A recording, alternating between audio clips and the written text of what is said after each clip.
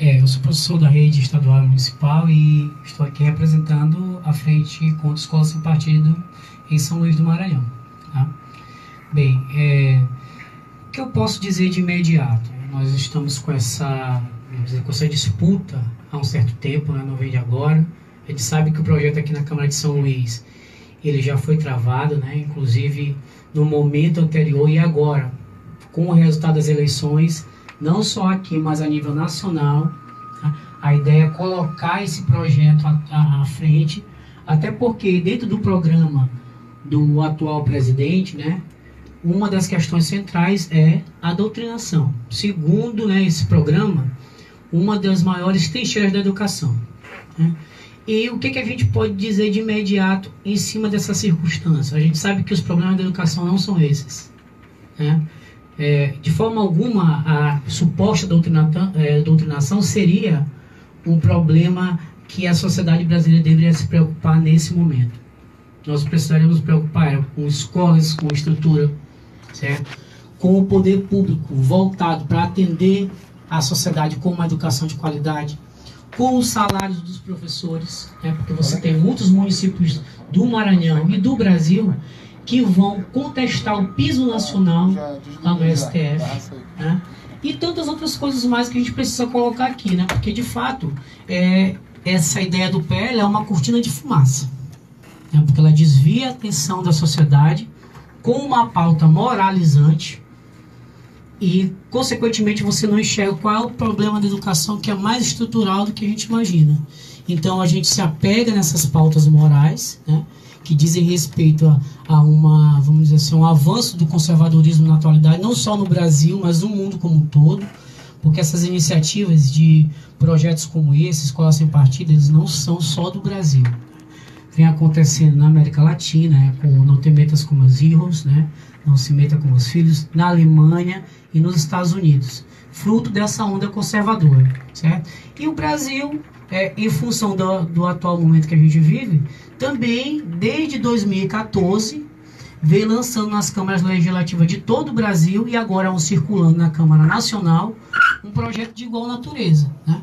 Cuja finalidade é o quê? É trazer o debate político para o campo da moral, de maneira que desvia a sociedade do que realmente a escola está precisando, que é mais estrutura, merenda de qualidade, professores bem remunerados, formação para os professores, sem que eles tenham que comprometer aí o seu tempo de trabalho, qualificação do espaço das escolas, escolas que não possuem, por exemplo, quadras.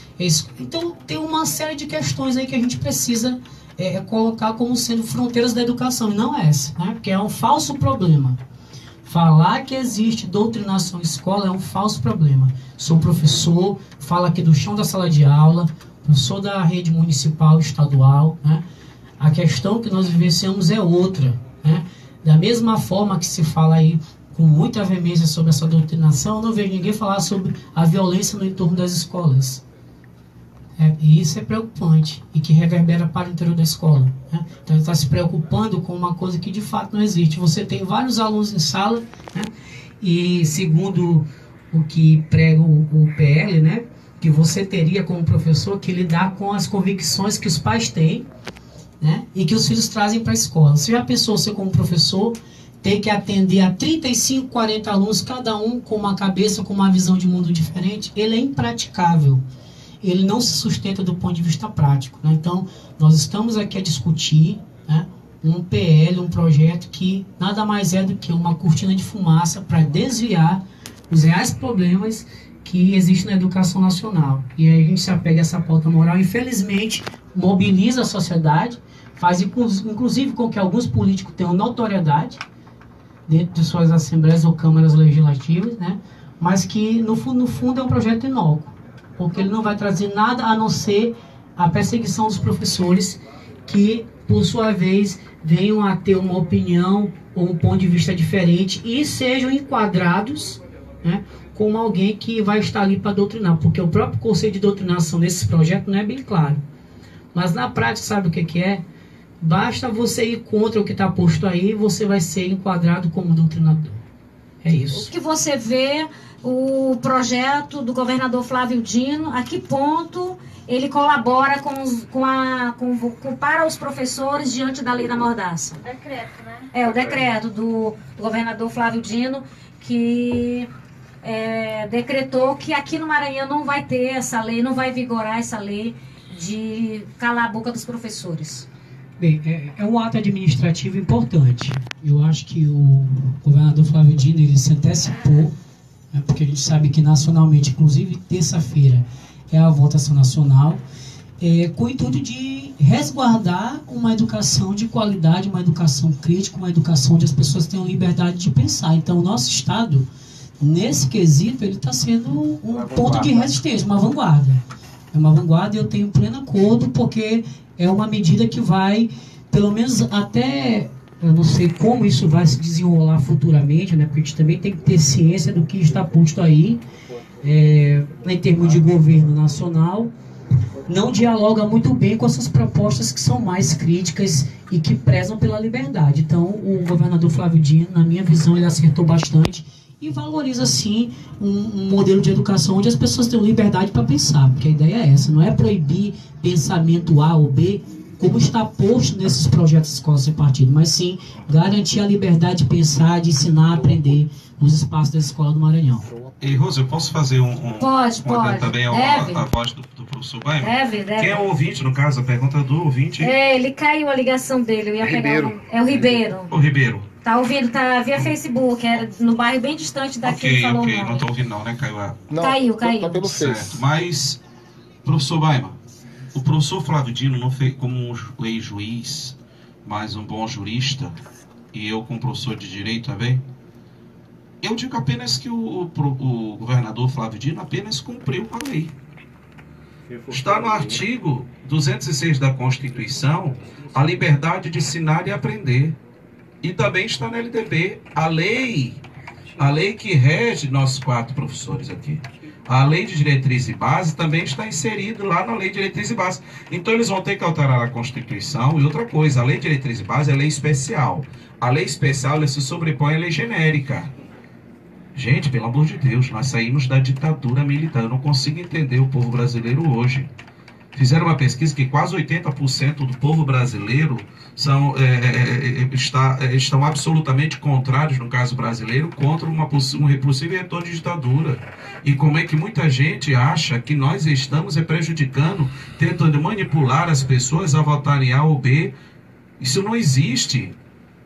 Se existe professor irresponsável que leva essa conduta, tudo bem, é uma situação, como eu sempre digo, pontual. E o governador Flávio Dino, ele foi feliz em se antecipar nessa impossível tentativa de adoção de uma legislação, ao arrepio de uma legislação especial que é a LDB, ao próprio arrepio do texto da Constituição, no seu artigo 206. Já Isso não falando existe. em Constituição, os defensores do projeto, eles foram tão espertos, Honorato, claro, né, já sabiam que ia dar mais ou menos nisso, eles misturam algumas coisas da Constituição e aí vão colocando o pensamento deles dentro desses projetos em algumas pequenas coisas. Por exemplo, eles misturam vou listar aqui, realmente práticas condenáveis, por exemplo, professor não vai discutir ou incentivar o aluno a ir para votar em A ou em B. Todo mundo é contra isso, né?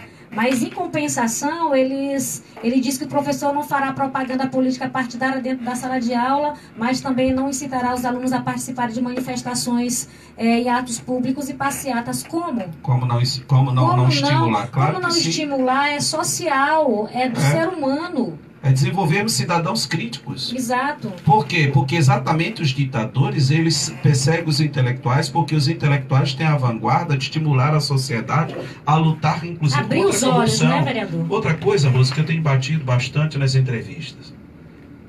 Eu sou membro da Comissão de Direitos Humanos, sou membro da Comissão de Educação, e eu tenho batido nessa tecla que o prefeito, ele tem a obrigação de se pronunciar a respeito do tema. Detalhe, falou, né? ele é do PDT. O governador Flávio Dino é do PCdoB. São partidos contradição histórica de defesa da democracia. Eu espero que também o prefeito da capital não se deixe levar por convicção ou a vetania religiosa. Que não é nem vetania, é um furacão, na verdade. Esse furacão dentro das igrejas pentecostais ele não é um religioso, ele é o prefeito da capital. Antes da religião, acima de tudo, ele é um prefeito. E detalhe, ele é filiado ao Partido Contradição Democrática, vereador Norato. Eu espero, sinceramente, que Sua Excelência, o prefeito Edivaldo Holanda, que é ombreado, que é irmanado com seu governador do estado, eu espero que ele siga o mesmo caminho do governador. Baixe decreto também, proibindo o cerceamento da liberdade de cátedra dos colegas professores. E a sociedade agora que nos ouve, por favor, gente. Eu sou muito conhecido nessa cidade, sou muito conhecido nesse estado, professor Samarques, e eu jamais participaria de defesa de uma situação dessa, colocando a minha imagem numa situação tão melindrosa. Eu sou político, eu sou homem público, se não fosse para falar realmente daquilo que é certo. A população, a sociedade vai amargar se aprovar, se apoiar esse tipo de atitude de voltarmos a ditadura mesmo. A ditadura mesmo. Ó, isso, gente, por favor, isso é ditadura. A gente vai fazer só um intervalo, já deu aqui a primeira hora do programa, né? E a gente volta falando, eu quero ouvir mais os profissionais, as pessoas que estão aqui representando a frente, né? Ouvir mais um pouquinho aqui da Natália. A Natália estava falando, né, professores, da condição precária que é, né? E muitas das vezes o aluno ele já vem, não sei se a palavra certa me ajuda, não sei se são professores, assexualizado de casa. Me ajuda aí, professora Rosana. Ele já vem de casa com isso, estimulado sexualmente de casa, muitas das vezes porque assiste. E agora tem uma questão que eu sou testemunha, que eu tenho um sobrinho de 8 anos, e sabe o que os meninos estão fazendo? Jogando vídeo de sexo no WhatsApp. Né? E eu fiquei surpresa quando eu vi vídeo de sexo, os meninos falando aquelas palavras pesadas de sexo, um grupinho de crianças de 8 anos, quer dizer, então faz parte da realidade das crianças, né? E os pais muitas das vezes não têm conhecimento disso, e muitas das vezes que acaba caindo na mão dos professores, os professores agora não vão poder falar disso por causa desse projeto aí que está em vias de ser aprovado na Câmara Municipal. Mas a gente vai ouvir os próprios professores falando disso, é só um minutinho, é o tempo da gente servir mais um cafezinho aqui para os nossos convidados. Não saiam daí não.